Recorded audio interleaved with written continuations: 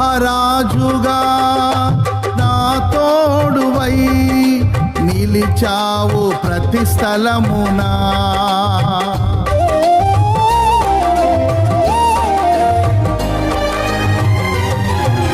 నా భారము నీవు మోయగా సులువాయే నా పయనము.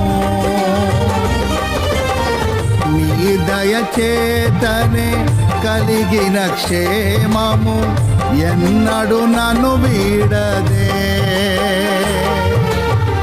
నీ దయచేతనే కలిగిన క్షేమము ఎన్నడు నన్ను వీడదే. నీ సన్నిధిలో పొందిన మేలు తరగని సౌభాగ్యమే. నీ సన్నిధిలో పొందిన మేలు తరగని సౌభాగ్యమే.